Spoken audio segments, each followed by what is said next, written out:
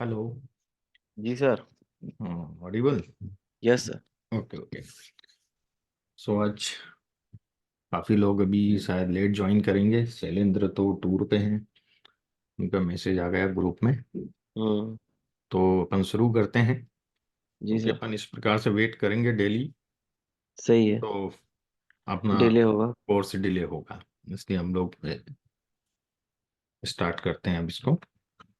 जी sir. तो कल हमने जहाँ से छोड़ा था उसी के आगे स्टार्ट करते हैं, थोड़ा सा रिकेप कर लेंगे चीज को। हम्म। तो let me just share my पेंटूरस।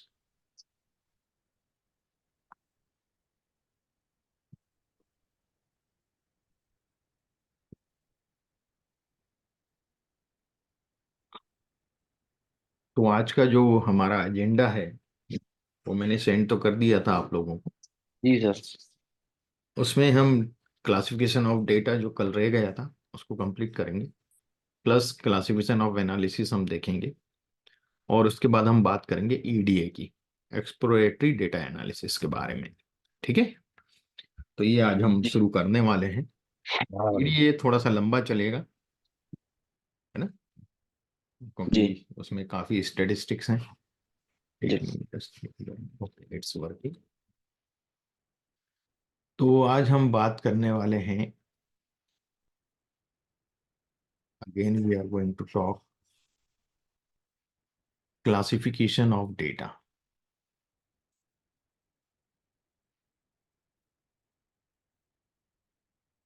मेरा स्क्रीन दिख रहा है आप लोगों को? नहीं? यस सर, दिख रहा है sir.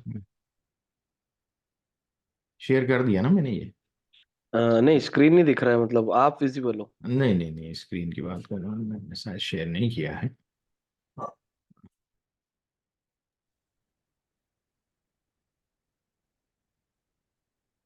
Now are you getting my screen? Yes yes. Yes, okay, no. sir. Right.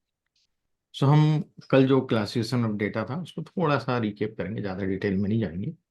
हाँ, क्योंकि जिससे आपको ध्यान रहे कि हाँ कल हमने क्या चीज़ देखी थी और उसके आगे बढ़ना है। कल हमने देखा था दो प्रकार से हमने डिवाइड किया था डेटा को। एक तो कैटेगरिकल डेटा था, है ना। हम्म। Sorry. और दूसरा था numeric. Is it clear? Yes sir. Categorical में हमने फिर देखा था कि दो प्रकार से हमने इसको डिवाइड किया था। एक तो था नॉमिनल,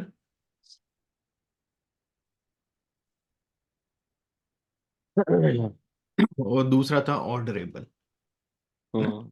हम्म। ये हमने देखा था। यहां फिर हम आए थे न्यूमरिक में। न्यूमरिक में हमने देखा था बाइनरी डेटा, हम्म। फिर हमने देखा ऑर्डिनल डेटा,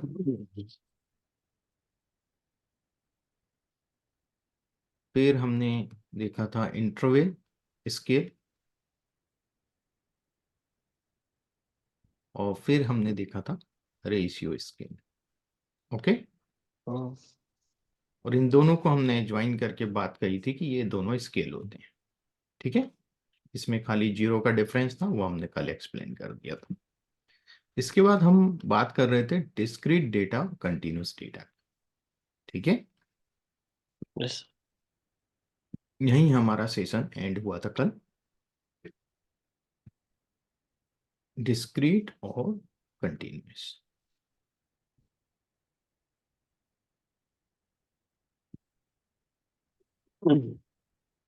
तो एक सेकंड।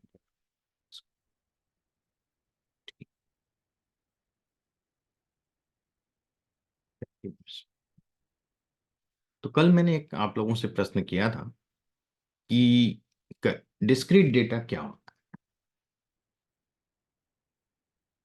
यस, कोई जवाब देगा?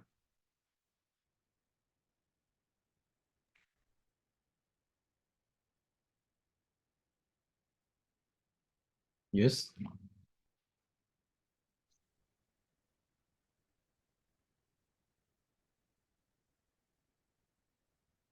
डिस्क्रीट डेटा क्या होता है?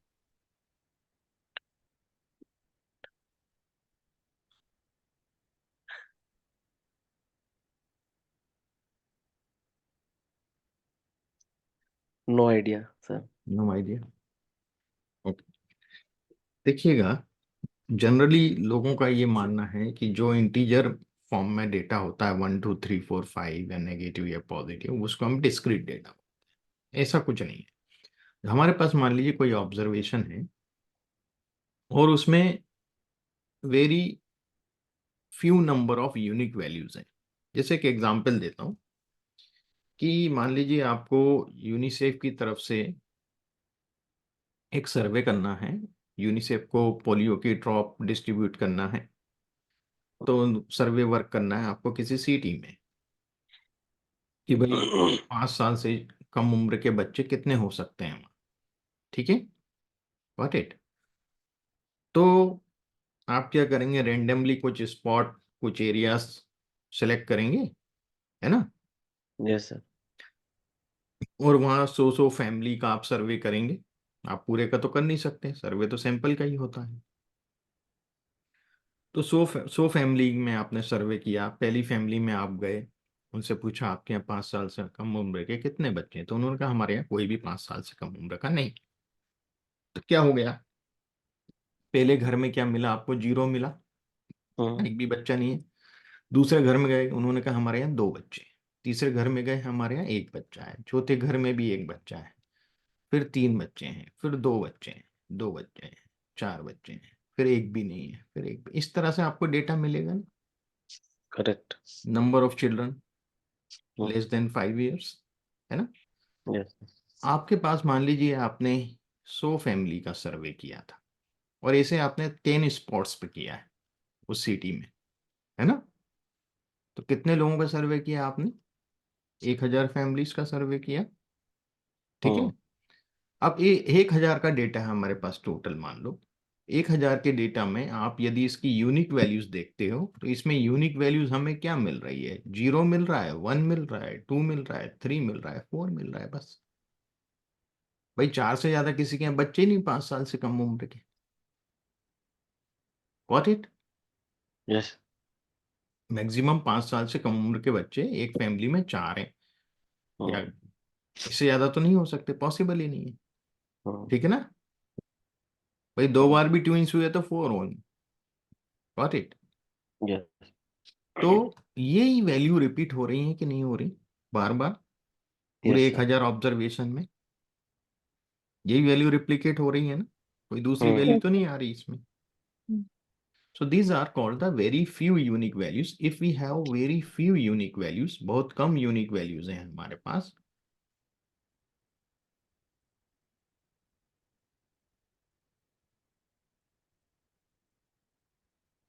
तो हम उसको डिस्क्रीट डेटा बोलते हैं, है ना? इसमें ये जरूरी है कि इंटीजर ही आएगा, डेसिमल में भी नंबर हो सकते हैं, है ना? डेसिमल पे भी हो सकते हैं नंबर, पर वो यूनिक वैल्यूज बहुत लिमिटेड होती हैं, 10 5 15 ऐसी होती हैं। हाँ, उससे यदि ज्यादा यूनिक वैल्यूज आ रही हैं, मान लीजिए आप साथ में उन बच्चों का वेट भी मेजर कर रहे हैं जो 5 साल से कम उम्र के बच्चे हैं, तो वेट भी डिफरेंट होगा सबका, यस सर। है ना? तो किसी का मान लीजिए 8 kg है, 8.2 kg है 9 kg है, फिर 7.7 kg, इस प्रकार से बहुत से नंबर आएंगे।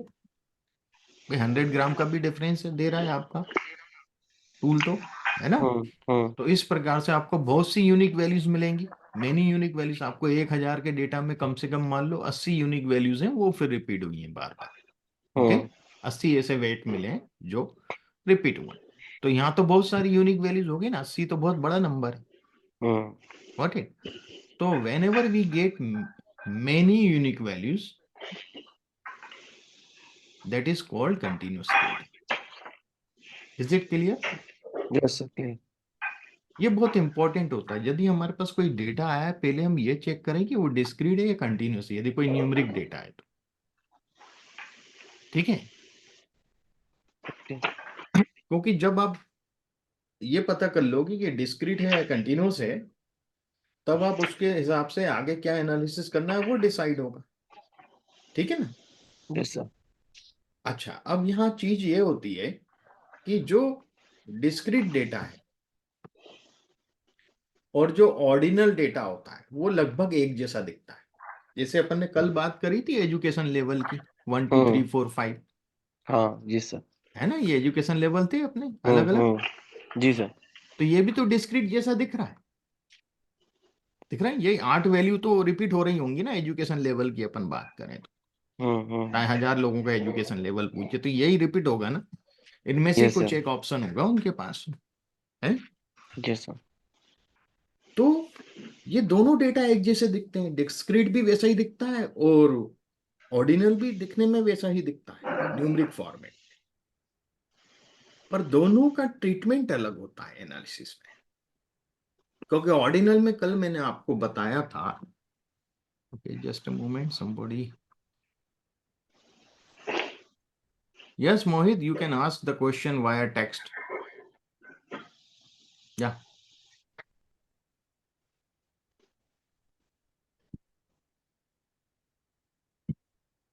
पूछ सकते हैं आप, टेक्स्ट में, चैट बॉक्स में पूछ सकते हैं।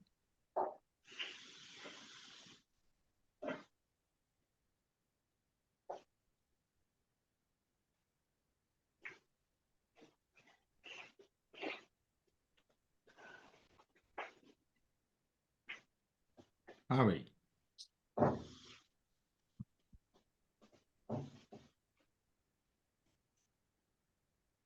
ठीक है।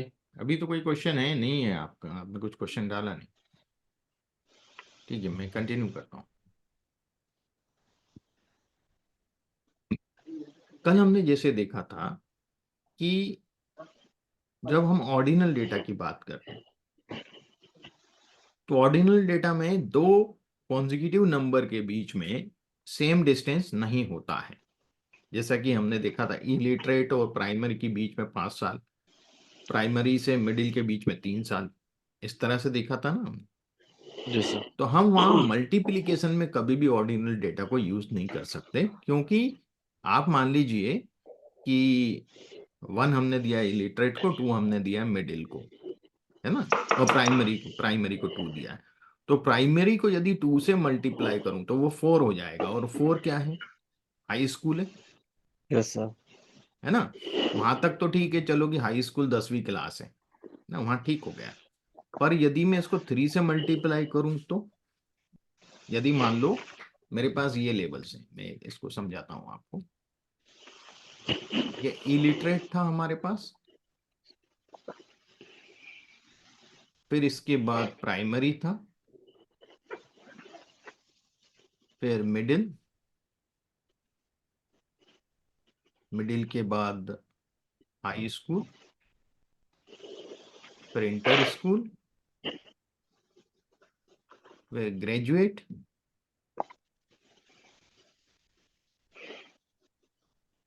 ग्रेजुएट के बाद पोस्ट ग्रेजुएट और पीएचडी, ये था हमारे पास। और इनके यस सर। नंबर हमने दिए थे 1 2 3 4 5 6 7 8। अब यदि मैं 3 को 2 से मल्टीप्लाई करूं तो ये 6 हो गया। मतलब मिडिल का दुगना क्या ग्रेजुएट होगा। किसी ने यदि 2 बार मिडिल क्लास पढ़ ली तो वो क्या ग्रेजुएट के बराबर हो गया। नहीं। Not possible, yes sir. बिल्कुल ऐसे ही है। है ना। तो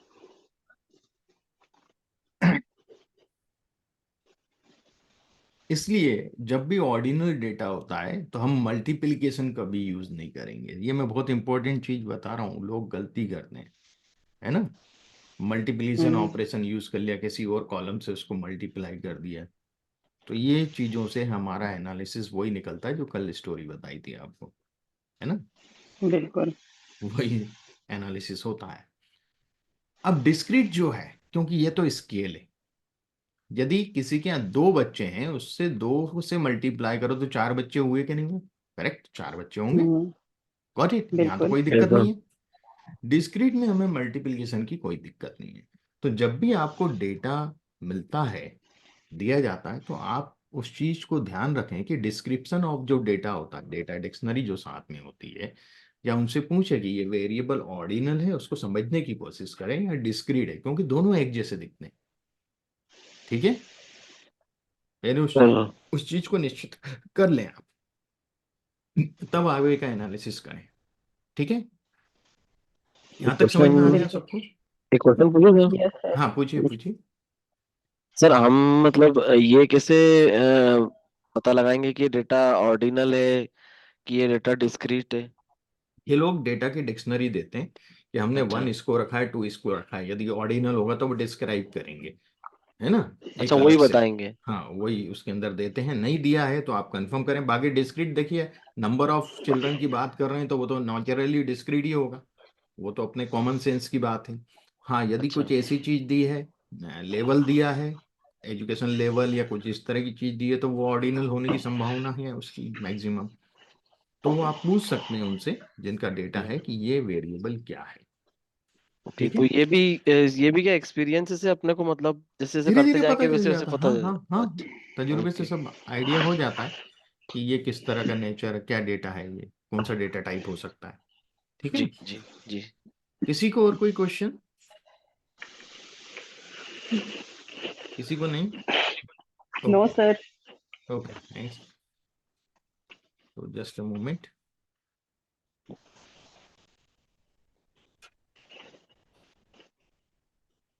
हाँ, राइट मोहित। अब हम क्लासिफिकेशन ऑफ डेटा तो समझ गए, है ना, कि क्या होता है क्लासिफिकेशन ऑफ डेटा। उसके ऑपरेशन हम बाद में देखेंगे, कुछ डेटा से को हमें क्या ट्रीटमेंट देना है ना। हमें क्लासिफिकेशन समझ में आ गया, हमें ये समझ में आ गया वेजिटेबल्स में कि भिंडी ऐसी होती है, टिंडे ऐसे होते हैं, लौकी ऐसी होती है, बैंगन ऐसा होता है, ये सब समझ में आ गया हमें। अब उसकी रेसिपी बाद में सीखेंगे कि कौन सी चीज कैसे बनती है ना। नहीं तो भिंडी की हम्म, सब्जी रस्से वाली बना दोगे तो क्या हाल होना है, पानी डाल के। तो वो चीजें हम बाद में देखते हैं। तो अब हम बात करेंगे क्लासिफिकेशन ऑफ एनालिसिस की।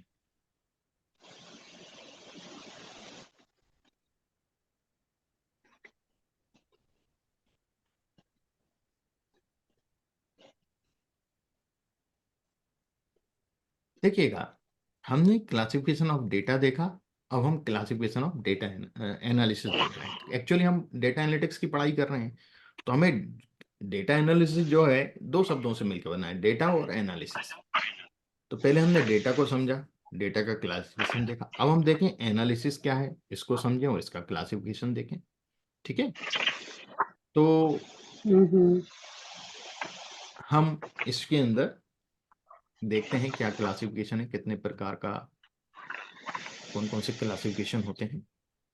तो पहला जो मैं क्लासिफिकेशन आपको बता रहा हूं वो है डिस्क्रिप्टिव।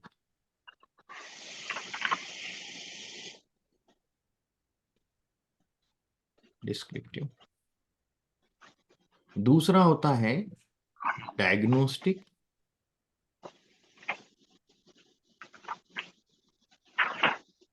और इसको हम इन्फेंशियल भी होता है इसमें साथ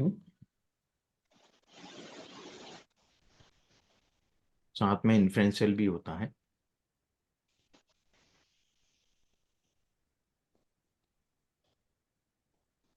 ठीक है, मैं बताऊंगा दोनों में क्या डिफरेंस है इसके। फिर एक होता है प्रेडिक्टिव, और फिर होता है प्रिस्क्रिप्टिव।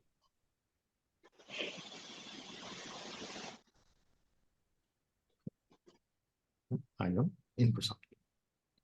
सबसे पहले हम ये देखेंगे कि जो डिस्क्रिप्टिव है वो क्या है, व्हाट इज। व्हाट इज का मतलब होता है कि जो भी हमारे पास डेटा है उसमें क्या चीजें हैं। मान लीजिए हमारे पास कोई डेटा है, उसमें मेल इतने हैं, फीमेल इतने हैं, मेल की एवरेज एज इतनी है, फीमेल की एवरेज एज इतनी है, ये सब हमें पता चलता है उससे, है ना। तो जस्ट अ मोमेंट।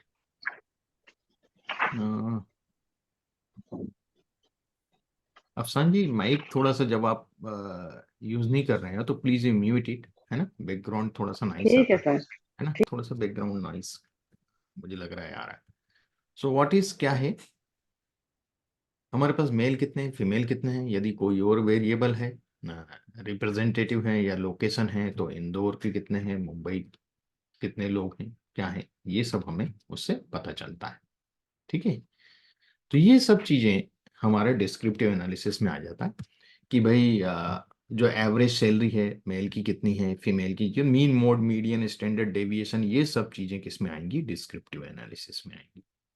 अब डिस्क्रिप्टिव एनालिसिस जो है ये 3 प्रकार का होता है। ठीक है, तो हम देखते हैं कौन कौन से 3 प्रकार का डिस्क्रिप्टिव एनालिसिस है। तो पहला जो है वो है यूनिवेरिएट। अभी हम इन सबको देखेंगे क्या है क्या नहीं होता है इसमें, ठीक है ना। दूसरा होता है बायवेरिएट, और तीसरा होता है मल्टीवेरिएट, है ना। हम इसको देखेंगे कैसे किया जाता है एनालिसिस।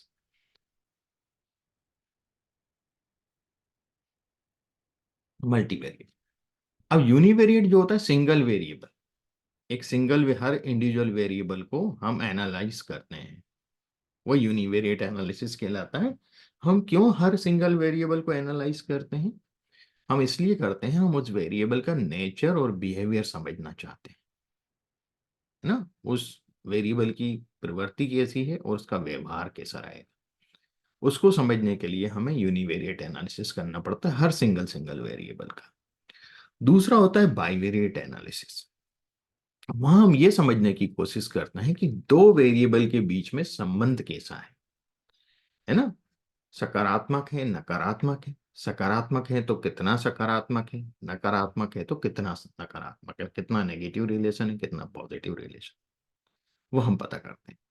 मल्टीवेरिएट एनालिसिस में भी हम दो से ज्यादा वेरिएबल के बीच में रिलेशन को, संबंधों को देखते हैं, और साथ में ये भी देखते हैं कि हाँ, कुछ वेरिएबल का किसी एक पर्टिकुलर वेरिएबल पे क्या प्रभाव पड़ना है, इफेक्ट भी चेक किया जाता है मल्टीवेरिएट। तो ये डिस्क्रिप्टिव एनालिसिस होता है, यूनिवेरिएट, बाइवेरिएट और मल्टीवेरिएट, ये हम बहुत डिटेल में करने वाले हैं आगे। दूसरा आप देखेंगे जो एनालिसिस है डायग्नोस्टिक और इन्फ्रेंशियल एनालिसिस, ये होता है व्हाई इट इज, ऐसा क्यों। डिस्क्रिप्टिव है व्हाई, व्हाट इज क्या है, मेल कितने हैं, फीमेल कितने हैं, उम्र कितनी है एवरेज, है ना, मीन एज कितनी है, मीन सैलरी कितनी है, किसकी क्या है, ये सब चीजें, ये हमारा डिस्क्रिप्टिव में आ गया। जब हम डायग्नोस्टिक इन्फ्रेंशियल में आए तो व्हाई इट इज, ऐसा क्यों है। देखिए डायग्नोस्टिक और इन्फ्रेंशियल में थोड़ा डिफरेंस है। डायग्नोस्टिक में यदि आपका जो डेटा है आप उसको एज ए पॉपुलेशन मान के चल रहे हैं कि यही सब कुछ है, आपके पास कई बार बहुत सारा डेटा होता है तो आप पूरे डेटा पे काम नहीं करते हैं, आप उसमें से कुछ सैंपल ले लेते हैं। जब सैंपल पे काम करते हैं तो हम बोलते हैं इन्फ्रेंशियल एनालिसिस, जब हम पूरे डेटा की बात कर रहे हैं तो हम बोलते हैं डायग्नोस्टिक। ओके, डिफरेंस समझ में आया। Yes, yes sir. यदि पूरे डेटा पे ही काम कर रहे हैं हम तो हम उसको डायग्नोस्टिक एनालिसिस बोलेंगे, ठीक है ना। और यदि उसमें से कुछ सैंपल निकाल के हम सैंपल पे काम कर रहे हैं तो उसको इन्फ्रेंशियल बोलेंगे। ठीक, बाकी चीजें दोनों में सेम होती हैं, थोड़े से फॉर्मूले डिफरेंट होते हैं, वो अपन आगे देखेंगे। ठीक है, अब वाई इट इज, ऐसा क्यों है। यदि मान लीजिए किसी ऑर्गेनाइजेशन में मेल की एवरेज सैलरी और फीमेल की एवरेज सैलरी में अंतर है ना, और वो अंतर हमें ये पता करना है कि वो अंतर विशेष है, सिग्निफिकेंट है क्या डिफरेंस या नहीं है। मेल की जो इनकम है और फीमेल की जो इनकम है किसी ऑर्गेनाइजेशन में, सैलरी जो है उनमें अंतर तो होगा एवरेज इनकम में, वो इनकम में, एवरेज इनकम में सिग्निफिकेंट डिफरेंस है या नहीं है, ये पता करना है। तो यदि वो सिग्निफिकेंट डिफरेंस हमें पता चलता है किसी हाइपोथेसिस टेस्ट के द्वारा, हम हाइपोथेसिस टेस्टिंग करते हैं, उसकी टेस्ट के द्वारा वो कंफर्म करता है कि हाँ ये जो डिफरेंस है वो सिग्निफिकेंट है कि नहीं है। तो जब हमें वो डिफरेंस पता चल जाता है कि सिग्निफिकेंट है, फिर हम ढूंढते हैं कि ऐसा क्यों है, कारण ढूंढते हैं। तो ये जो स्टडी होती है ये होती है कॉज एंड इफेक्ट की, है ना, ये स्टडी होती है cause and effect study. Okay, मतलब किसी का किसी पे सिग्निफिकेंट इफेक्ट पड़ रहा है या नहीं पड़ रहा है, दो चीजों के बीच में सिग्निफिकेंट डिफरेंस है या नहीं है, ये सब चीज हम डायग्नोस्टिक एनालिसिस में करते हैं। ठीक है, या इन्फ्रेंशियल एनालिसिस में करते हैं। तीसरा आता है प्रेडिक्टिव एनालिसिस। ये जो प्रेडिक्टिव एनालिसिस है, यहीं से मशीन लर्निंग स्टार्ट हो जाता है। ठीक है, ये होता है व्हाट विल बी। ये क्या बताता है? व्हाट विल बी, क्या होगा। अब मान लीजिए मैं इसमें एक उदाहरण आपको देता हूं कि जो क्रॉप प्रोडक्शन है वो डिपेंड करती है किस पे? रेन पे, है ना। बारिश अच्छी होगी तो क्रॉप अच्छी होगी। तो मान लीजिए आपके पास पिछले कुछ वर्षों का 20-30 साल का, 40 साल का, 50 साल का डेटा है रेन का और उस एरिया के क्रॉप प्रोडक्शन का, और आपने उससे एक मॉडल ट्रेन किया। प्रेडिक्टिव एनालिसिस से मशीन लर्निंग मॉडल एक आपने बनाया, और उस मॉडल में अब आप कोई भी रेन डालेंगे कि रेन इतना मिलीमीटर हुआ है, तो मॉडल आपको बता देगा कि इतना क्रॉप, इतने मैट्रिक टन क्रॉप प्रोडक्शन होगा यदि इतनी बारिश हुई है तो। What it, is it clear? तो ये मॉडल सर हमने बनाया। अब यहां पर मैंने क्या बताया? What will be. तो ये यही बता रहा है ना कि भाई रेन इतनी होगी तो क्रॉप इतनी होगी। व्हाट विल बी, है ना, रेन इतनी है तो क्रॉप इतनी होगी, ये एक प्रिडिक्शन देता है ना। तो ये प्रिडिक्टिव एनालिसिस होता है। इसमें बहुत सी एल्गोरिथम होती हैं जो हम आगे स्टडी करेंगे। अब नेक्स्ट जो आता है प्रिस्क्रिप्टिव एनालिसिस। प्रिस्क्रिप्टिव जो वर्ड है, डॉक्टर प्रिस्क्रिप्शन लिखते हैं हमेशा, रिकमेंडेशन, प्रिस्क्रिप्शन। तो यहां से आर्टिफिशियल इंटेलिजेंस होता है। अब प्रिस्क्रिप्टिव एनालिसिस में आपको बताता हूं मशीन लर्निंग में और आर्टिफिशियल इंटेलिजेंस में क्या डिफरेंस होता है। देखिएगा कि मशीन लर्निंग दो तरीके से मैं चीजें समझाता हूं आपको। मशीन लर्निंग एक इन्फेंट है, एक बच्चा है, और आर्टिफिशियल इंटेलिजेंस एक एडल्ट है ना, एक मैच्योर ह्यूमन बीइंग। मान लो ह्यूमन बीइंग नहीं, मतलब एक मैच्योर है, वो मैच्योर है और ये इन्फेंट है।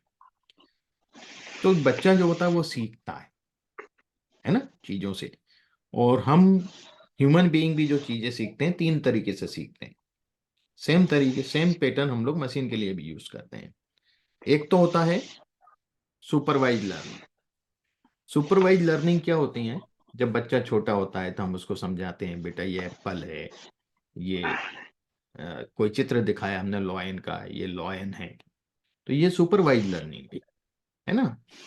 फिर एक होता है अनसुपरवाइज लर्निंग, कि जब हम बच्चे को देख ही नहीं रहे, बच्चा खुद अपनी गलतियों से और उनसे सीखता है। जैसे कि मान लीजिए कोई एक तपेली में गर्म दूध भरा हुआ रखा है जमीन पे, और बच्चा चलता हुआ वहां गया और उसने उस तपेली को छू लिया, तो next day he will not touch that utensil, है ना, नहीं छुएगा, क्योंकि वो सेल्फ लर्निंग हो गई, अनसुपरवाइज लर्निंग थी।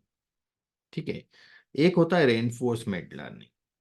रेनफोर्समेंट लर्निंग जो होता है वो, आप बच्चे को कोई भी चीज हाथ में देंगे, पेन हाथ में देंगे, छोटे बच्चे की बात कर रहा हूं मैं, तो वो क्या करेगा? वो उस चीज को लेके अपने मुंह में ही डालता है ना। Got it? हैबिट क्या होती है? बच्चा कोई भी चीज लेंगे अपने मुंह में डालेंगे, छोटे बच्चे। तो हम क्या करते हैं, उसको समझाते हैं कि बेटा ऐसा नहीं करो, लग जाएगी मुंह में, या कुछ इस तरह से हम बोलते हैं। या फिर हम इरिटेशन में कई बार डांट भी देते हैं और कई बार चंपत भी मार देते हैं। तो ये होती है रेनफोर्समेंट लर्निंग, है ना। बाहरी फोर्स से हमें उनको सिखाना है, ठीक है, उनकी जो गलती है उनको करेक्ट करना है। सो ये 3 चीजों से ही हम ह्यूमन बीइंग भी सीखे हैं, और ऐसे ही मशीन को भी सिखाया जाता है। इसके लिए भी इसी तरह की सुपरवाइज, अनसुपरवाइज और रेनफोर्समेंट लर्निंग की टेक्निक होती हैं। उसकी अलग अलग एल्गोरिथम होती हैं, और उससे मशीन को सिखाया जाता है। अब आर्टिफिशियल इंटेलिजेंस और मशीन लर्निंग की हम बात करें, इनमें क्या डिफरेंस है? तो देखिएगा, जैसे क्रॉप प्रोडक्शन का मॉडल है, हमने एक मॉडल बनाया। क्रॉप प्रोडक्शन को ये जरूरी नहीं है कि खाली रेन ही इफेक्ट करती है, उसके अलावा और भी फीचर्स होते हैं जो उस पर प्रभाव डालते हैं। जैसे कि आप देखेंगे कि soil quality, seed quality, fertilisers, आपका पेस्टिसाइड्स, सनलाइट ना, इरिगेशन, ये सब चीजें क्रॉप प्रोडक्शन को प्रभावित करती हैं, उस पर इफेक्ट डालती हैं। तो अब मैंने, मान लीजिए, एक मशीन लर्निंग मॉडल बनाया है जिसमें ये सब फीचर डाल दिए हैं, seed quality, soil quality, sunlight, humidity, सब कुछ डाल दिया मैंने फीचर्स, और उससे मैंने मॉडल तैयार किया है। अब मान लीजिए मैंने इस साल का मुझे प्रेडिक्शन चाहिए कि मेरी क्रॉप कितनी होगी। तो मैंने देखा कि मेरी सॉइल की ये क्वालिटी, उसमें पोटेशियम इतना है, नाइट्रोजन इतना है, फास्फोरस इतना है। मैंने टेस्ट करा, उसको मिल गया, मैंने वो वेरिएबल के इनपुट का डाल दिए। इसके बाद मैंने सीड जो ले रहा हूँ उसके बारे में डाल दी इंफॉर्मेशन की, ये सीड क्वालिटी डाल रहा हूँ मैं। फिर मुझे मालूम है कि ह्यूमिडिटी हमारे एरिया में इतनी होती है एवरेज, मैंने वो ह्यूमिडिटी डाल दी। मैंने सनलाइट की इंटेंसिटी डाल दी मॉडल में। फिर मैंने उसके अंदर, क्या बोलते हैं, पेस्टिसाइड जो हम यूज़ करने वाले हैं वो भी डाल दिया कि हम ये पेस्टिसाइड यूज़ करेंगे। और जो बारिश के बाद तो पानी भी देना पड़ता है खेतों में, तो हमने वो इरिगेशन का बता दिया कि इतनी फ्रिक्वेंसी, इस हिसाब से पर पर एकड़ हम लोग इतना पानी, इतना क्यूबिक लीटर पानी हम लोग देंगे। ये सब हमने डाला, और ये सब डालने के बाद उसने हमें एक क्रॉप प्रोडक्शन बताया। उसने ये क्रॉप प्रोडक्शन बताया कि साहब 100 मेट्रिक टन आपको प्रोडक्शन मिलेगा यदि ये ऐसा ऐसा आप यूज कर रहे हो। ये तो मशीन लर्निंग मॉडल ने प्रेडिक्ट कर दिया कि 100 मेट्रिक टन क्रॉप प्रोडक्शन होगा, व्हाट विल बी वाला कंसेप्ट है ये। प्रिस्क्रिप्टिव एनालिसिस में क्या होता है, व्हाट शुड बी, क्या होता है, व्हाट शुड बी, क्या होना चाहिए। अब यदि आपको आपका क्रॉप प्रोडक्शन 100 मेट्रिक टन से बढ़ा के 140 मेट्रिक टन पे पहुंचाना है। मान लीजिए आपने जो आपका जो प्रोडक्ट है वो एक्सपोर्ट होता है, और आपने ऑर्डर ले लिया 140 मेट्रिक टन का, है ना। और आपने देखा, अरे यार हम तो खाली 100 मेट्रिक टन ही बना पा रहे हैं। तो अब आपको तो सांसें ऊपर नीचे हो जाएंगी, क्योंकि वो जो चीज आप प्रोड्यूस कर रहे हो वो कोई दूसरा फार्मर नहीं कर रहा है, और आपको उतना फुलफिल करना है। तो आप क्या करोगे, आप अपना क्रॉप प्रोडक्शन बढ़ाने की कोशिश करोगे, है ना। पर आपके पास लैंड भी सीमित है, लिमिटेड है ना। क्या कर सकते हैं, क्या करेंगे ऐसी सिचुएशन में, आप बताएं, क्या करेंगे, बताइए। अपना प्रोडक्शन को बढ़ाने पे जोर देंगे। कैसे देंगे, क्योंकि लैंड तो आपके पास सीमित है। आप प्रोडक्शन कैसे बढ़ाएंगे, आपने सब चीज डिसाइड कर ली है कि मैं सीड ये अभी आपने डिसाइड किया, अभी आपने शुरू नहीं किया क्रॉप प्रोडक्ट, तो आपने बीज नहीं बोए हैं। क्या कर सकते हैं आप, बताइए भाई, अफसान जी आप बताएं।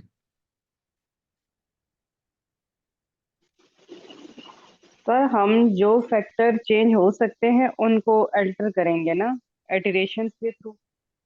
हम्म, ये तो बड़ा दिक्कत हो जाएगा ना, कर करके देखेंगे तो हम्म। बहुत टाइम लगेगा। बिल्कुल।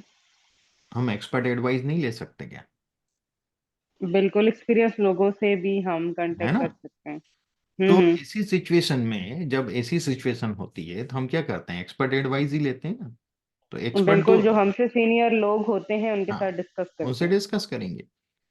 तो हम्म। यहाँ पर हम क्या करेंगे, एक्सपर्ट एडवाइस ले सकते हैं। और वो एक्सपर्ट एडवाइस दो तरह की हो सकती है, ह्यूमन इंटेलिजेंस से या आर्टिफिशियल इंटेलिजेंस से, किसी से भी बिल्कुल। ले सकते हैं, है ना। ये सही है।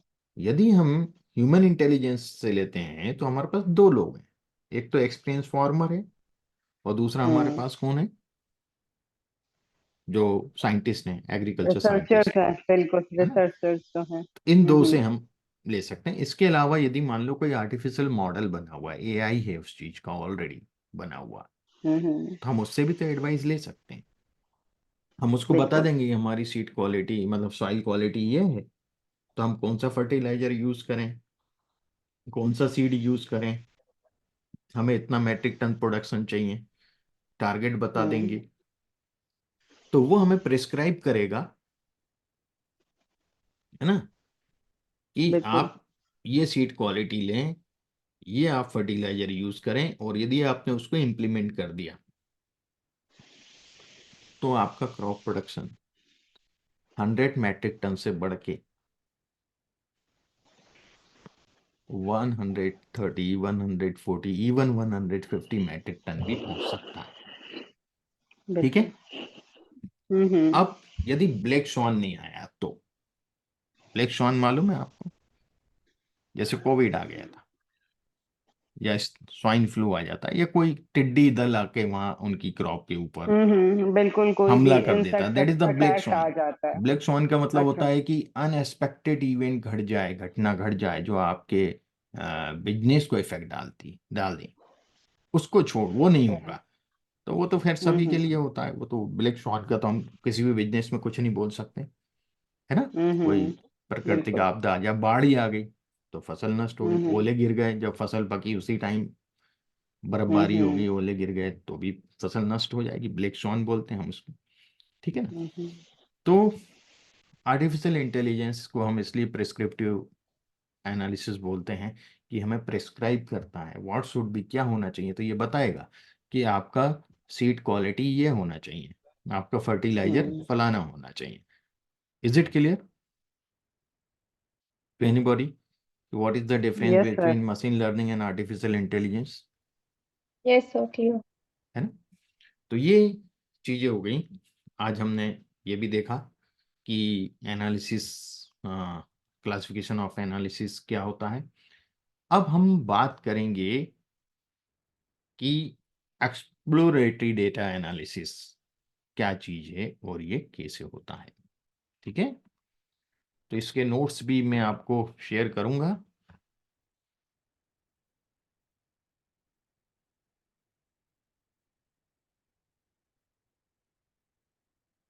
देखिएगा, एक्सप्लोरेटरी डेटा एनालिसिस, डेटा को हमें एक्सप्लोर करना है, हम कैसे एक्सप्लोर करते हैं डेटा को वो आज देखेंगे, आज वो समझेंगे। ईडीए और exploratory data analysis is a critical phase in data analysis process में। क्रिटिकल फेज होता है, बहुत इंपॉर्टेंट फेज होता है, primarily used in statistics and data science, है ना, इसमें स्टैटिस्टिक्स का बहुत ज़्यादा उपयोग होता है। It's primary purpose is to summarise the main characteristics of a data set. Data set की जो मेन कैरेक्टरिस्टिक है उसको समराइज करना, है ना, मेन पर्पस ये होता है। Often with the help of visual and descriptive statistics, है ना, विजुअल के द्वारा, ग्राफ वगैरह के द्वारा, या descriptive statistics, mean, mode, median, correlation वगैरह, इनसे to gain insights and identify pattern, insights को पता करने के लिए और पैटर्न को पता करने के लिए, and anomalies and relationship within the data, उनमें जो भी एनोमोलीज हैं, जो भी कमियां हैं, जो भी उसमें दूषित चीजें हैं, उनको पता करना, और संबंध पता करना, रिलेशनशिप पता करना, डेटा में आपस में वेरिएबल्स या फीचर्स की कैसी रिलेशनशिप है। ठीक है। EDA is typically conducted before any formal statistical modeling। यदि हम कोई भी मॉडलिंग कर रहे हैं स्टैटिस्टिकल, उसके पहले ये कंडक्ट किया जाता है, या हाइपोथेसिस टेस्टिंग कर रहे हैं उसके पहले ये कंडक्ट किया जाता है, and serves as the foundation for a more in depth understanding of data. ये हमें डेटा की ज्यादा गहराई से समझ देता। ठीक है। कुछ की एस्पेक्ट्स टेक्निक्स हैं जो एक्सप्लोरेटरी डेटा एनालिसिस में यूज होती हैं। पहली है data visualisation. EDA often begins with creating various types of visualization। कई तरह के हम ग्राफ्स बनाते हैं, such as histograms, bar chart, scatter plot, box plot, heat maps, to depict the distribution and relationship of data variable, data के जो variable हैं उनके डिस्ट्रीब्यूशन कैसा है ना, और उनके रिलेशनशिप कहते हैं, इसको पता करने के लिए हम डेटा विजुअलाइजेशन का हेल्प लेते हैं। और these visuals make it easier to spot trends, outliers and patterns in the data। हमें ये बताते हैं, ये स्पॉट करते हैं कि ट्रेंड क्या है, आउटलायर है कि नहीं है, डेटा में है तो कैसी है, and pattern in the data का पैटर्न कैसा है, ये हमें बताते हैं डेटा विजुअलाइजेशन, फिगर्स, ग्राफ्स। दूसरा है descriptive statistics. Basic summary statistics like mean, median, standard deviation, minimum, maximum, and quartiles are calculated to provide a numerical overview of data, है ना, डेटा के न्यूमेरिकल ओवरव्यू को बताता है। And this statistics help in understanding the central tendency and variability of the data, है ना। ये हमें बताते हैं कि भाई डेटा की सेंट्रल टेंडेंसी कैसे है, कि वो किस पॉइंट के इर्द गिर्द पूरा डेटा हमारा है, and variability of data, data किस प्रकार से फैला हुआ है, उसका डेटा का फैलाव कैसा और उसका बिखराव कैसा है ना। ये भी हमें डिस्क्रिप्टिव स्टैटिस्टिक्स से पता चलता है।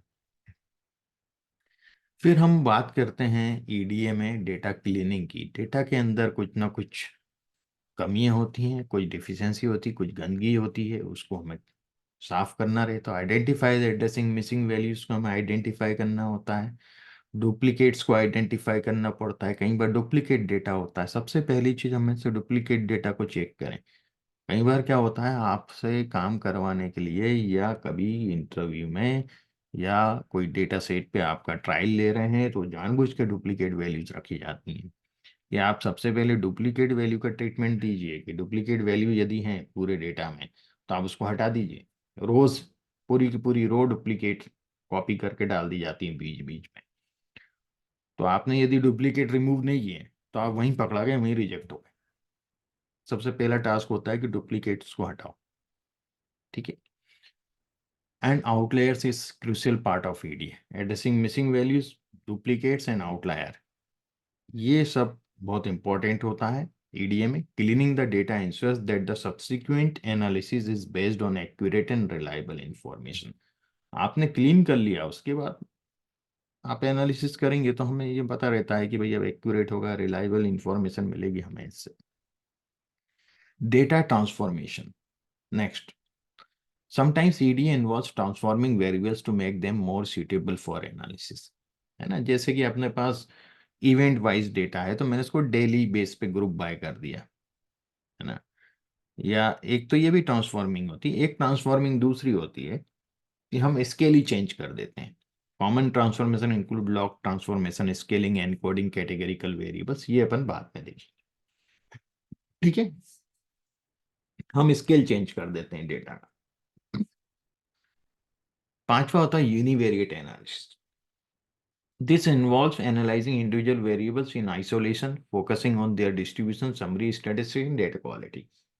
ये हम बहुत डिटेल में करने वाले हैं, प्रैक्टिकल भी करने वाले हैं, सभी कुछ करने वाले हैं। फिर तो bivariate multivariate analysis. EDA also explores relationship between variables. Bivariate analysis examines the relationship between pairs of variable। जैसे कि जानते हैं बाइवेरिएट दो वेरिएबल के बीच में, मल्टीवेरिएट दो से ज्यादा वेरिएबल के बीच में। हाइपोथेसिस जनरेशन करते हैं, ये हमें पता है, सबका चल जाता है, तो इन्फ्रेंशियल डायग्नोस्टिक एनालिसिस में हम हाइपोथेसिस जनरेशन करते हैं और उससे टेस्ट लगा के देखते हैं कि डिफरेंस सिग्निफिकेंट है, रिलेशनशिप सिग्निफिकेंट है या नहीं। Data exploration profiling. Data profiling involve investigating in the data to understand its structure, size and content. तो ये प्रोफाइलिंग एक समझने की चीज रहती है कि भाई कितने ऑब्जर्वेशन हैं, कितने फीचर्स हैं, ये सब, है ना। तो हमें इससे पता चल जाता है कि हाँ कितना क्या टाइम लगा है। इंटरेक्टिव डेटा एनालिसिस होता है। Interactive tools, EDA tools and platform often offer interactive features that allow users to explore data dynamically. तो ये टूल पे डिपेंड होता है। Story telling at the last. तो स्टोरी टेलिंग ये ED often culminates in the presentation of findings in a coherent and understandable manner।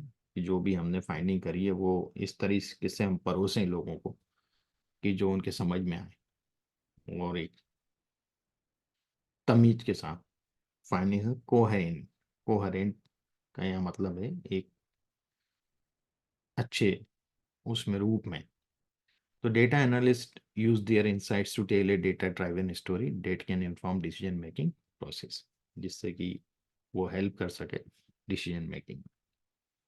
ये पूरा data expertise data analysis है। ये मैं आपको बता ही चुका हूँ कि क्लासिफिकेशन ऑफ एनालिसिस। तो हमारा एक्सपर्टी डेटा एनालिसिस में दो प्रकार के एनालिसिस हम लोग करेंगे, डिस्क्रिप्टिव और इन्फ्रेंशियल। इन्फ्रेंशियल को डायग्नोस्टिक भी बोल सकते हैं आप। तो ये दोनों पार्ट ईडीए के होते हैं, प्रेडिक्टिव और प्रिस्क्रिप्टिव ईडीए का पार्ट नहीं है। ठीक है। डिस्क्रिप्टिव एनालिसिस वगैरह ये तो मैं आपको नोट्स दे दूंगा, ये आप इसको एक बार रीड गो थ्रू होइएगा। इसके बाद कुछ क्वेश्चंस होते हैं, you can ask me. Okay. मैं इसको पहले आपको व्हाइट बोर्ड पे समझा देता हूँ, वो ज़्यादा बेटर रहेगा इसको पढ़ने से अच्छा। ठीक।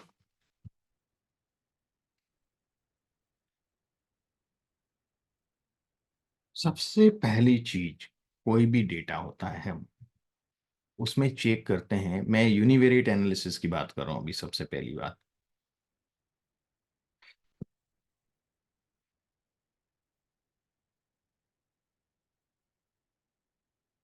पहले तो हम सिंगल सिंगल वेरिएबल को समझेंगे ना। इसमें सबसे पहली चीज हम बात करते हैं शेप ऑफ डेटा। सबसे पहला हम डेटा का शेप देखते हैं। यहां मैं बात कर रहा हूं अभी कंटिन्यूअस वेरिएबल की। मैं कैटेगरिकल वगैरह की बात बाद में करेंगे। कंटिन्यूअस न्यूमरिक जो वेरिएबल है ना, जैसे एज हुआ, इनकम हुआ, is it clear?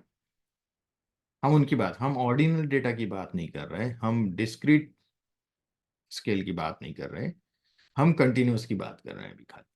Got it? Any question? No sir. No sir.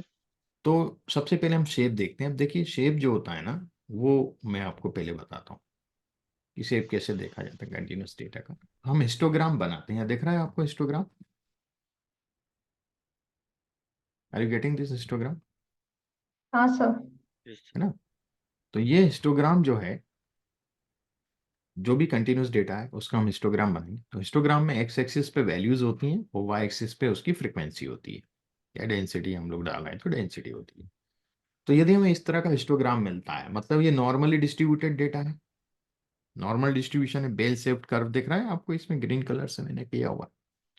Normal distributed data. Normal distributed data की एक खासियत होती है कि इसमें मीन, मीडियन और मोड तीनों इक्वल होते हैं। ठीक है। और 50% डेटा उसके राइट साइड होता है, 50% डेटा उसके लेफ्ट साइड होता है। ये नॉर्मल डिस्ट्रीब्यूशन की बात होती है। यदि आपका डेटा, सबसे पहले आप ये देखेंगे कि उसका डिस्ट्रीब्यूशन कैसा है, नॉर्मल है या स्क्यूड है। तो ये तो नॉर्मल डिस्ट्रीब्यूशन बताया, अब मैं आपको बताता हूँ आगे। ठीक है। Skewed distribution. आप यहां देखिएगा कि ये डेटा स्क्यूड है ना, ये पॉजिटिवली स्क्यूड डेटा कहलाएगा। इसमें जो रेड लाइन है वो मीन की है, और जो ब्लू लाइन है वो आपका मीडियन है ना? तो इसमें मीन बड़ा होता है, मीडियन छोटा होता है। ये मैंने सब इसके अंदर लिखा हुआ है।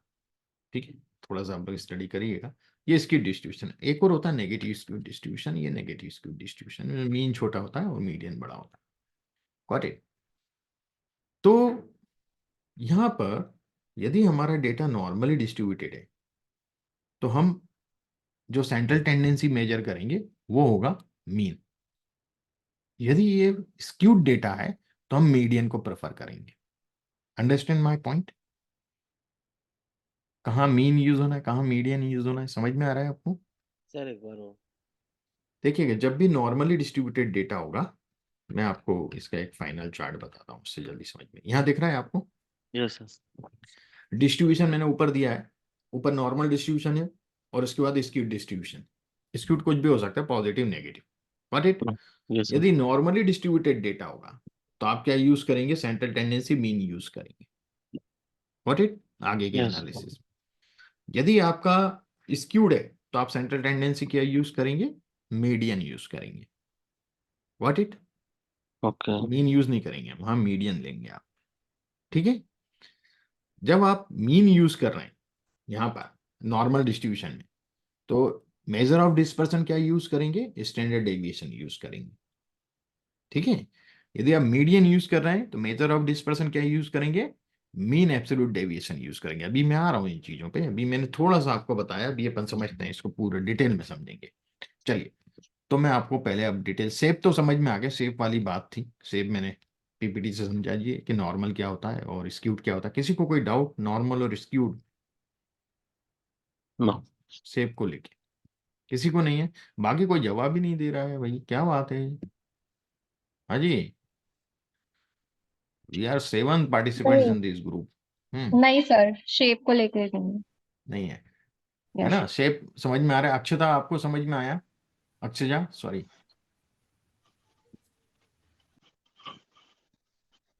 अच्छा, शेप समझ में आ गया, नॉर्मल क्या है और स्क्यूड डिस्ट्रीब्यूशन क्या है। चलिए आगे बढ़ते हैं। दूसरी जो चीज होती है, नेचर और बिहेवियर को समझ रहे हैं ना, यूनिवेरिएट एनालिसिस क्यों कर रहे हैं? इंडिविजुअल बिहेवियर के नेचर और बिहेवियर को समझने के लिए कर रहे हैं। तो सबसे पहले हम क्या देखेंगे? उस डेटा का शेप देखेंगे। कैसा? हम किसी भी आदमी को जब समझते हैं, किसी भी हमारे परिचित को, ये कोई हमें नया व्यक्ति होता है, हम कहीं कॉलेज जाते हैं या कहीं भी हम मिलते हैं किसी अपरिचित व्यक्ति से, सबसे पहले क्या देखते हैं? उसका फिजिक ही तो देखते हैं ना, शेप देखते हैं कि नहीं देखते हैं? फिजिक, उसका थोबड़ा कैसा है, उसके चाल ढाल कैसे हैं, बिल्कुल सर। है ना? Yes sir. बिल्कुल। तो यहाँ भी यही है, डेटा को भी ऐसे ही समझना, उसका शेप देखो सबसे पहले डेटा का। ठीक है ना? Hmm. Got it? Yes sir. सबसे पहले यस। हम शेप देखते हैं। अब कई बार चेहरा वगैरह तो बहुत अच्छा होता है, पर आदमी अंदर से बड़ा, क्या बोलें चलिए आप पे छोड़ देता हूँ। वो व्यक्ति अंदर से कुछ और होता है। तो उसको समझने के लिए हमें फिर दूसरी चीज पे आते हैं शेप के बाद, वो है mean, nature. Measure of central tendency, है ना? उसका मेजर ऑफ सेंट्रल टेंडेंसी। दूसरी चीज, measure of central tendency check करते हैं। तो मेजर ऑफ सेंट्रल टेंडेंसी आप देखेंगे, हमारे पास 3 मेजर ऑफ सेंट्रल टेंडेंसी है। एक है मीन, एक है मीडियन और एक है मोड। है ना? 3 होते हैं, बचपन से पढ़ते आ रहे हैं। Yes sir. मीन जो है वो एग्रीगेट मेजर है। कौन सा मेजर है? एग्रीगेट। एग्रीगेट। क्योंकि ये क्या है, ये सबको लेके चलता है, पूरी वैल्यूज का सम करेगा, टोटल काउंट से डिवाइड करेगा। एग्रीगेट मेजर हुआ ना? Yes aggregate sir. का मतलब होता है सबको लेके चलना। ठीक है? तो ये एग्रीगेट मेजर है। Is it clear? यस हाँ जी। यस। मीडियन जो है, यस सर। मीडियन में हम क्या करते हैं? मीडियन में हम पहले असेंडिंग ऑर्डर या डिसेंडिंग ऑर्डर में जमा देते हैं, सॉर्टिंग कर लेते हैं उसकी, और फिर सबसे जो बीच वाली वैल्यू है, बीच वाला जो आइटम है, उसकी वैल्यू देखते हैं क्या है, वो मीडियन होता है। Got it? Yes sir. The centre most value of the data is called the median. So medium. Median जो है वो पार्टीशन मेजर है ना? वो डेटा को 2 इक्वल पार्ट्स में डिवाइड करता है, 50% उस वैल्यू से कम होंगे और 50% उस वैल्यू से ज्यादा होगी। Okay, is it clear? Yes sir. इसलिए हम इसको पार्टीशन मेजर बोलते हैं कि इसकी एक तरफ 50% और दूसरी तरफ भी 50% होते हैं। ठीक है? मोड जो होता है वो फ्रीक्वेंसी मेजर होता है, जिसकी फ्रीक्वेंसी सबसे ज्यादा वो मोड, जिसको बहुमत मिला वो नेता, वो मंत्री। Got it? Is it clear? Yes sir. ये फ्रीक्वेंसी मेजर है, फ्रीक्वेंसी पे डिपेंड करता है, जिसकी फ्रीक्वेंसी ज्यादा। तो मोड हम लोग कंटिन्यूअस में यूज नहीं करते, है ना? कंटिन्यूअस डेटा में हम लोग 2 ही सेंट्रल टेंडेंसी पे रिलाई करते हैं, मीन और मीडियन। अब जो मीन है, यदि मैं एक डेटा यहां लिखूं, 2, 5, 10, 11, 15, 19, 25, ये डेटा लिखा है मैंने। अब इस डेटा में आप देखिएगा कि ये जो वैल्यू है ये मिनिमम वैल्यू है और ये मेरे डेटा की मैक्सिमम वैल्यू है। Got it? Yes sir.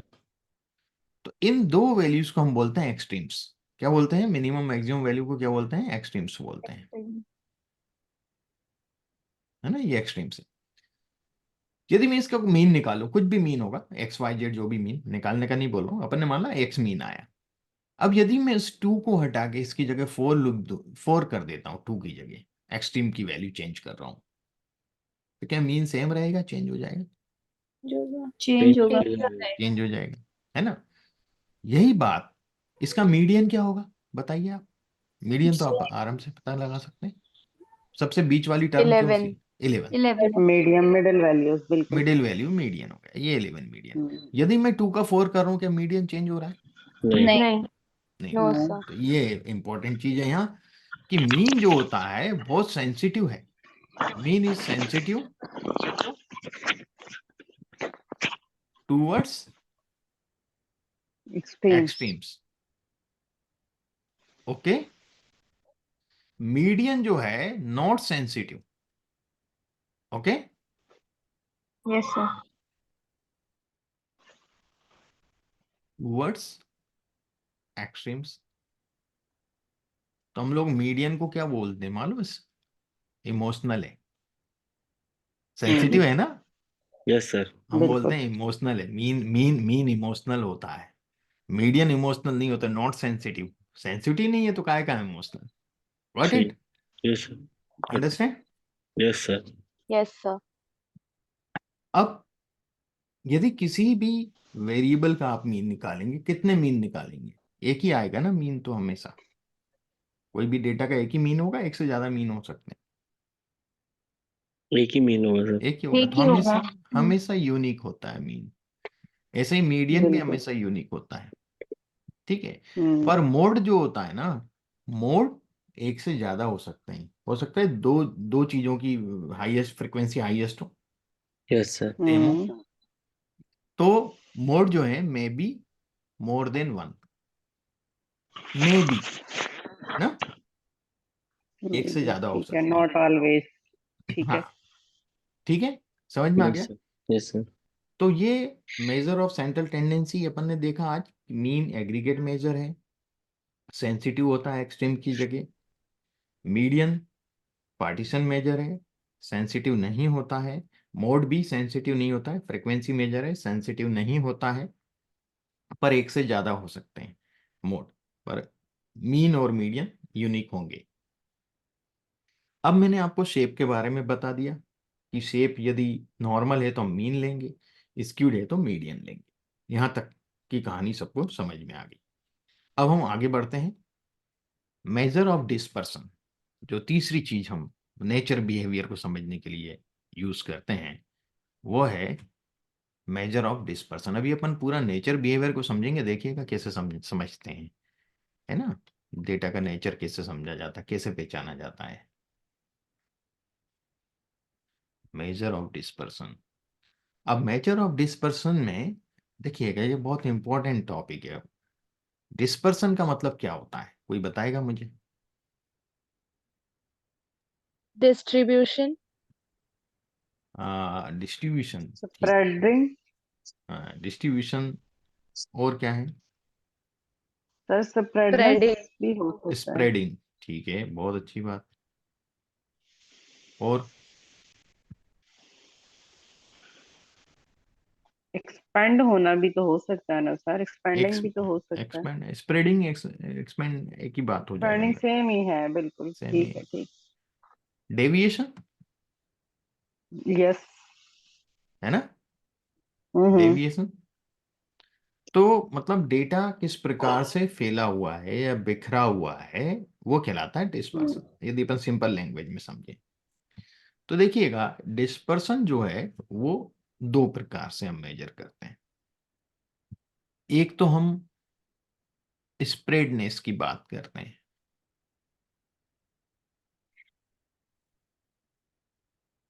और दूसरी बात करते हैं हम स्केटरनेस की। दोनों में अंतर है। स्प्रेडनेस का मतलब है फैलाव, यदि हिंदी में देखें तो, और स्केटरनेस का मतलब है बिखराव। ओके, यस देखिएगा, सर। मैं आपको ये चीज बताता हूं एक एग्जांपल देके। 2, 5, 6, 15, 17, 22, 25।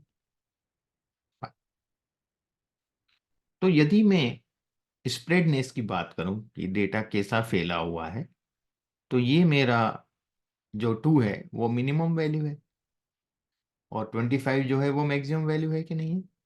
Yes sir. तो मैं रेंज मालूम कर लूं कि डेटा की रेंज क्या है ना? तो देखिएगा, रेंज जो होता है सबसे पहला मेजरमेंट है स्प्रेडनेस को पता करने का, वो होता है मैक्सिमम माइनस मिनिमम। ठीक है, तो मैक्सिमम कितना है 25 25, और मिनिमम कितना है 2, तो 23। 23। 23 इसका रेंज है, इसका फैलाव जो है 23 है ना? ओवरऑल डेटा इतना फैला हुआ है।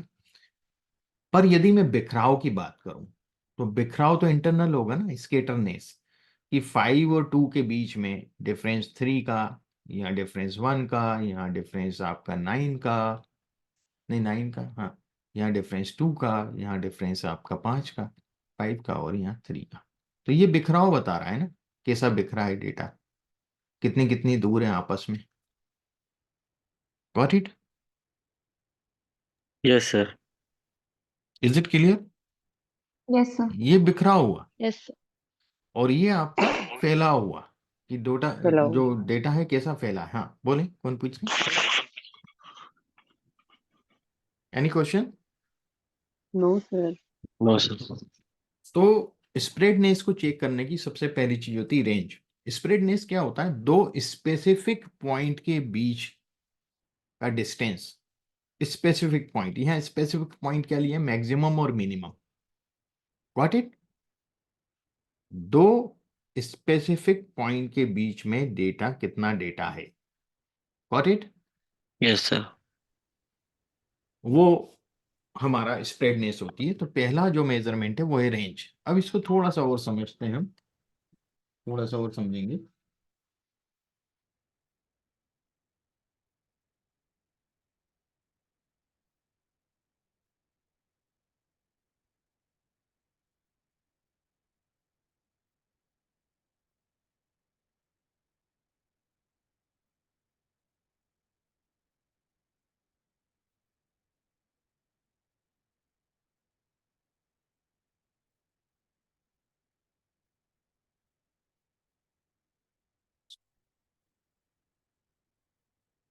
कि 0, 2, 4, 6, 8, 10, 12, 14, 16, 18, 20, 22, 24, 26, 28 और 30। अब यहां देखिएगा, मैंने यहां से यहां तक, मेरा ये सेट ए है, ए डेटा सेट है। यहां से यहां तक मेरा 20 डेटा सेट है। अब मैं आपसे पूछना चाहूंगा कि ए की रेंज क्या होगी? रेंज 8। 8, हाँ, 10 - 2 = 8। बी की 8, रेंज क्या होगी? 28 - 28। 20 is 8 8, सर। 8, 28 - 20, है 20। ना? ये भी 8। दोनों की रेंज सेम आ रही यस सर। Yes, sir. है ना? यदि मैं आपको बोलूं कि ये पहले एक राम सिंह है और बी एक श्याम सिंह है, ठीक है, दोनों के प्लॉट हैं 8-8 एकड़ के, ठीक है। Yes sir. अब कोई मिस्टर एक्स हैं, वो अपनी लड़की का विवाह करवाना चाहते हैं और ग्रामीण क्षेत्रों में यही देखा जाता है कि जमीन कितनी है ना? Yes sir. बाकी तो सब चीजें सिमिलर हैं, दोनों दोनों घरों के जो बच्चे हैं उनमें सब चीजें सिमिलर हैं, कोई उसमें डिफरेंस नहीं है। तो उन्हें किस घर में अपनी बच्ची देना चाहिए? दोनों के प्लॉट 8 एकड़ के हैं। अब यहाँ मैं एक चीज और दे देता हूँ रिलेटिव आपको। ये सुपर कॉरिडोर जा रहा है, ठीक है। Yes sir. ये राम सिंह का प्लाट है और ये श्याम सिंह का प्लाट है, दोनों के प्लाट 8 एकड़ के हैं। तो मिस्टर एक्स जो आए हैं उनको अपनी लड़की का विवाह किस परिवार में करना चाहिए, राम सिंह के परिवार में या श्याम सिंह के परिवार? राम सिंह के। क्या बोलते हैं बाकी लोग? हाँ हाँ भाई, सर, राम। राम सिंह के परिवार में क्यों करना चाहिए, जबकि क्योंकि जमीन तो सुपर दोनों की सेम कॉरिडोर है। में है तो उनका प्लॉट वाइज बहुत वैल्यूएबल अच्छा। वैल्यूएबल हाँ, जमीन जो है वो राम सिंह की है। राम राम सिंह सिंह। की जमीन वैल्यूएबल है। अब ये चीज हमें 8 एकड़ से तो पता नहीं चल रही थी जब तक हमने वो जमीन को नहीं देखा और उस कॉरिडोर को नहीं बिल्कुल। देखा, है ना। Yes sir. हम्म। ठीक है ना। अब जब डेटा होगा तो आपको खाली रेंज दे देंगे तो आप कैसा पता करेंगे, नहीं कर सकते पता खाली, है ना। भाई रेंज तो दो बिल्कुल। दो डेटा की एक जैसी है। तो यस उसके लिए सर। हाँ हमेशा, जी। मैंने कल भी बताया था, एक रिलेटिव मेजर होता है ना। हम्म। रिलेटिव मेजर हमेशा बिल्कुल। रेशियो होते हैं और कॉफिशेंट्स बोलते हैं हम इसको। तो हम कॉफिशेंट ऑफ रेंज निकालेंगे, है ना। कॉफिशेंट ऑफ रेंज वो क्या होता है, maximum minus minimum over maximum plus minimum, है ना। तो यदि मैं कॉफिशेंट ऑफ रेंज ऑफ ए देखूं, ए का कॉफिशेंट ऑफ रेंज देखूं, तो 8/12 होगा, 2/3, yes sir. Zero point yes six sir. Seven ठीक है। Yes sir. यदि आप देखेंगे इसको कैलकुलेट करेंगे तो। हम्म। और मैं बी का देखूं कॉफिशेंट ऑफ रेंज, 8/20 + 28 48 हो जाएगा, है ना। 1/6 0.16। Is it clear? Yes sir. Yes. Yes तो सर। आप यहाँ देखें, हाँ, कोई क्वेश्चन किसी को, कोई भी डाउट है आप पूछिएगा। देखिएगा यहाँ पर 0.67 आ रहा है कॉफिशेंट ऑफ रेंज, यहाँ पर 0.16 आ रहा है। 1 6। यदि मैं इस कॉरिडोर को थोड़ी देर के लिए भूल जाएं, ये राम सिंह के श्याम सिंह को भूल जाते हैं अभी अपन, अब खाली ए और बी डेटा को देखते हैं, तो ये जो वैल्यू है डेटा की, ये लो वैल्यू है। ये हाई वैल्यू डेटा कौन सा है, ये वाला है ना, 20 यस 28 सर। 26, ये हाई वैल्यू डेटा है और ये लो वैल्यू डेटा है। तो मतलब ये हो रहा है कि कॉफिशेंट ऑफ रेंज जितना कम होगा उतना हाई वैल्यू डेटा को प्रेजेंट करेगा, उतना डेटा ओरिजिन से दूर होगा। What it, okay. भाई 0.16 है तो वैल्यू हाई है ना, 20 22 24 26 28। और यस यहाँ सर। कॉफिशेंट क्या है, 0.67 है, ज्यादा कॉफिशेंट है पर वैल्यू कम होती है। ठीक है, मान लीजिए आपको दो कंपनी से ऑफर लेटर आए, कंपनी एक्स और कंपनी वाई। कंपनी एक्स बोलती है कि हमारे एम्प्लॉय का सैलरी का कॉफिशेंट ऑफ रेंज जो है 0.35 है। कंपनी वाई बोलती है हमारे कंपनी के एम्प्लॉयज की सैलरी का कॉफिशेंट ऑफ रेंज 0.29 है। तो आप कौन सी कंपनी का ऑफर से मतलब चूज करेंगे, कंपनी एक्स या कंपनी वाई? वाई।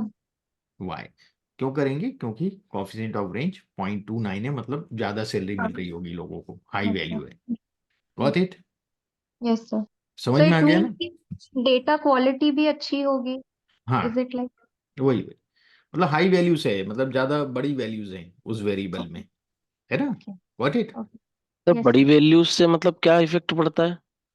देखिएगा थोड़ा नेचर को समझने के लिए कि आपको अब इतना बड़ा डेटा है हम्म।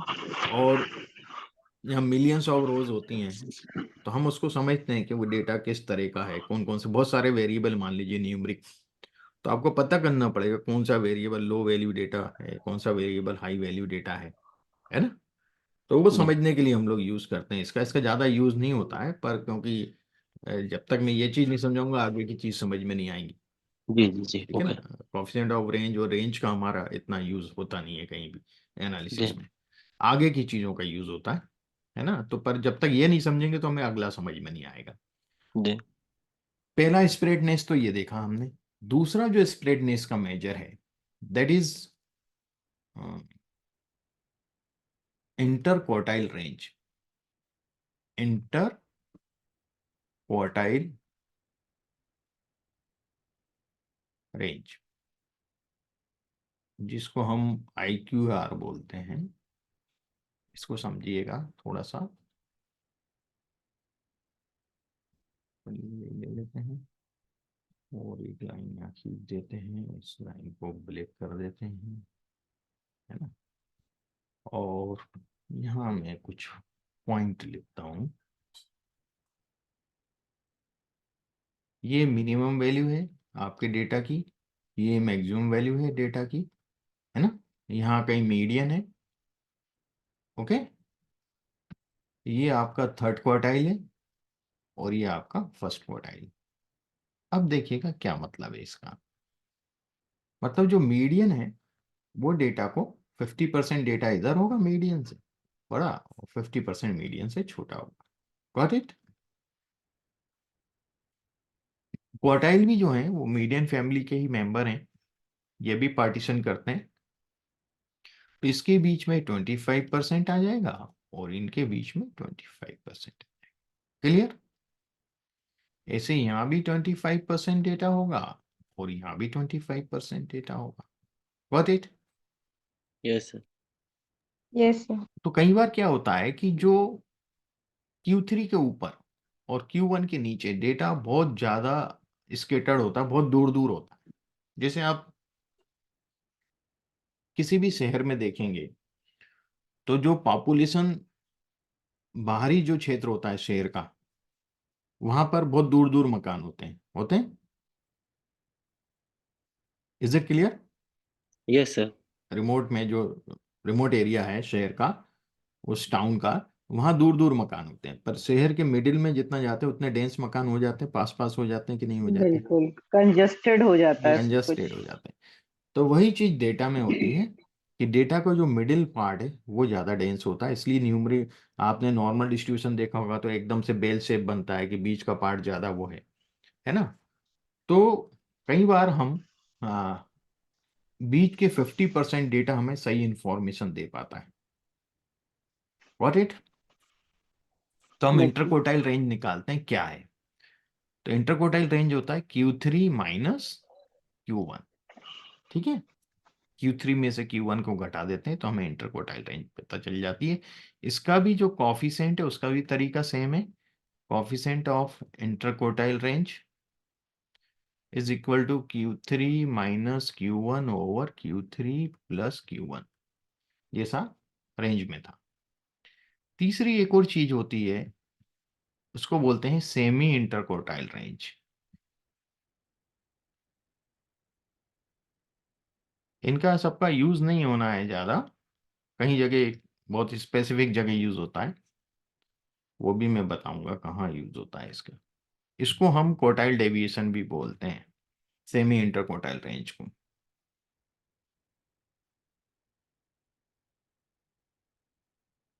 देखिएगा क्या होता है कि जो जितनी भी लेबोरेटरिकल स्टडी होती है बायोसाइंस में, कल्चर वगैरह जो भी होते हैं या वायरस वगैरह का जो भी स्टडी होता है, तो वो भी जो भी डेटा होता है वो खाली उसके 25% बीच के डेटा को ही इन्वॉल्व करते हैं, उसी रीडिंग्स को इन्वॉल्व करते हैं जो डेंस हो बहुत ज्यादा।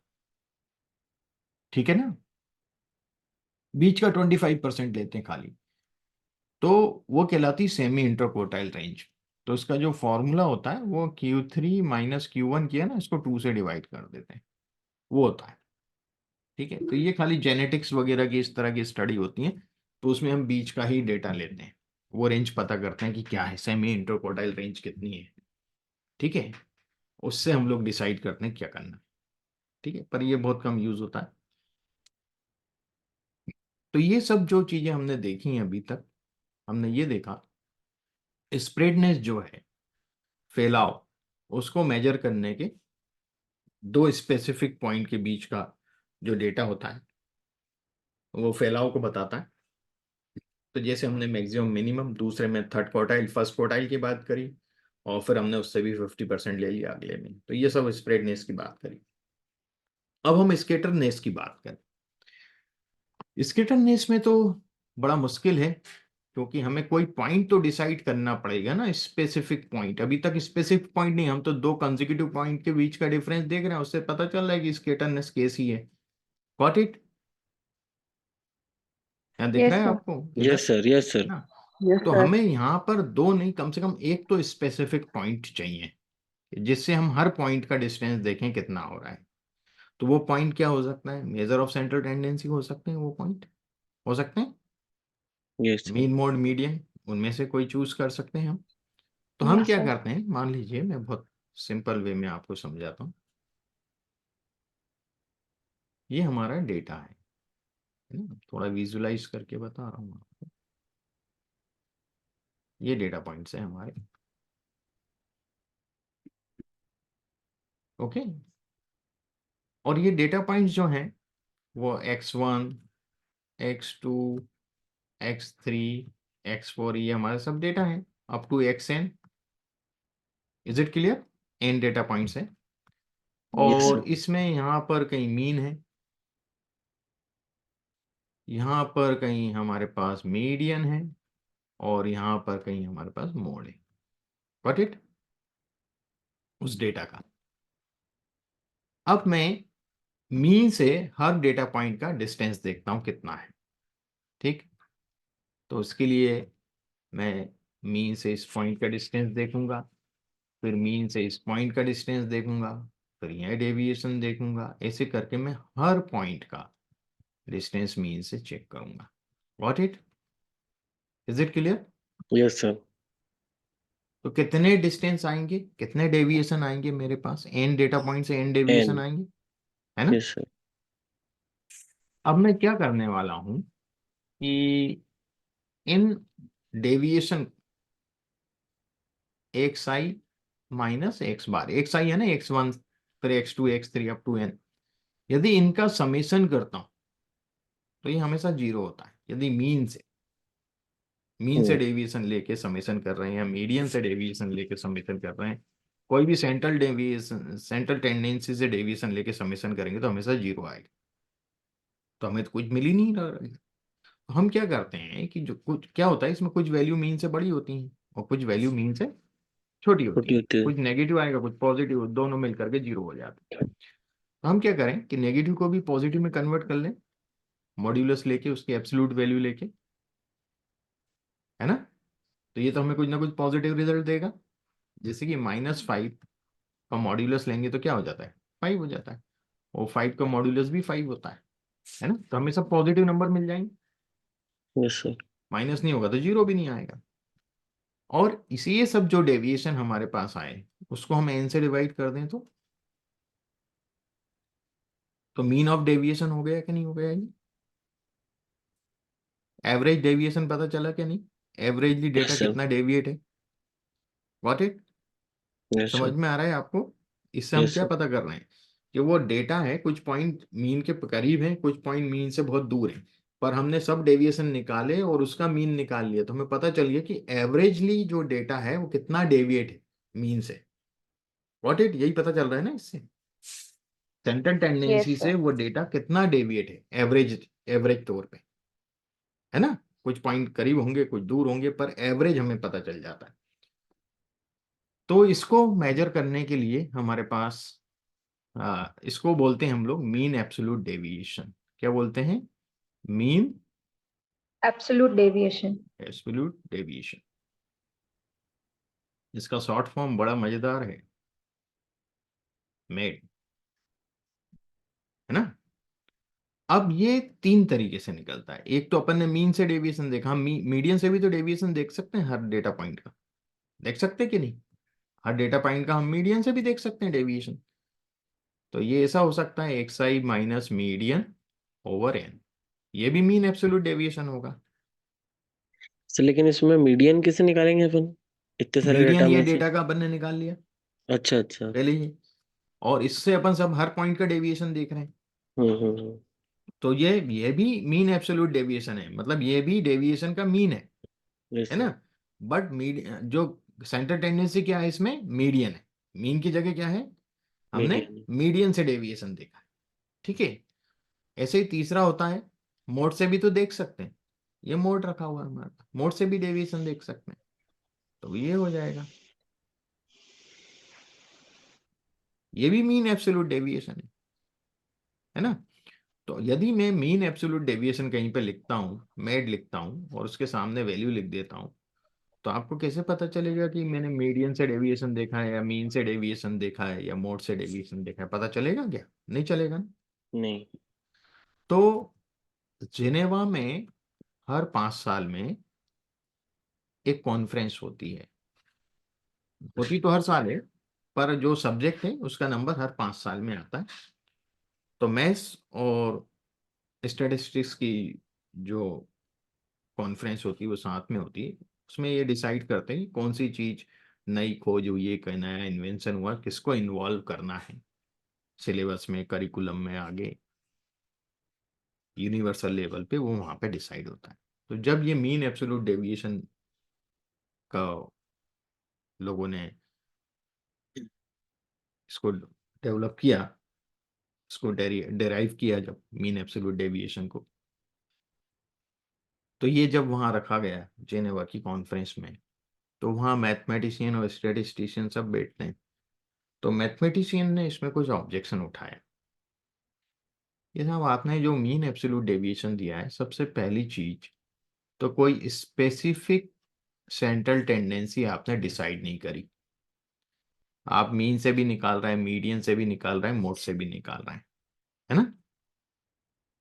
तो स्पेसिफिक सेंट्रल टेंडेंसी इसमें नहीं है, ये कंफ्यूजिंग है पहली चीज। दूसरी चीज उन्होंने बोला कि algebraically algebraically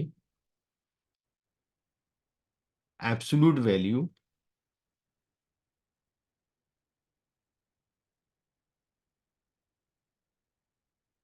not valid, algebraically ये वैलिड नहीं होती। तीसरा ऑब्जेक्शन उन्होंने रखा, it is unidirectional.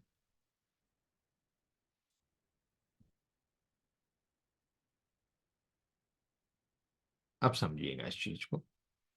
Central tendency तो चलो ठीक है, बाद में देखेंगे। Algebraically absolute value not valid, यदि मैं ए का वैल्यू -5 है और -a का एब्सोल्यूट वैल्यू लूंगा, तो क्या आएगा? -a का क्या आएगा? ए जो है एल्जेब्रा हो गया ना, यस। तो -a का क्या होगा? ए। ए आएगा। ए और ए का वैल्यू क्या है? 5। 5 है, क्या क्या है? -5। -5। तो क्या एल्जेब्रा पे अप्लाई हुआ? नहीं। एल्जेब्रा से उसने न्यूमेरिक वैल्यू के तो साइन चेंज नहीं किया, व्हाट इट। तो एल्जेब्रा पे ये अप्लाई नहीं होता है, वैलिड नहीं होता है ना। और जितने भी फॉर्मूले होते हैं किस फॉर्मेट में होते हैं? एल्जेब्रिक फॉर्मेट में होते हैं। फॉर्मूले एल्जेब्रा से ही लिखे जाते हैं ना, XYZ ABCD अल्फाबेट से ही शो करते हैं ना, आपके नंबर से शो करते हैं, बताइए। अलजेब्रा। एल्जेब्रा। अलजेब्रा। अलजेब्रा। तो इसलिए ये वैलिड नहीं है, algebraically absolute value is not valid.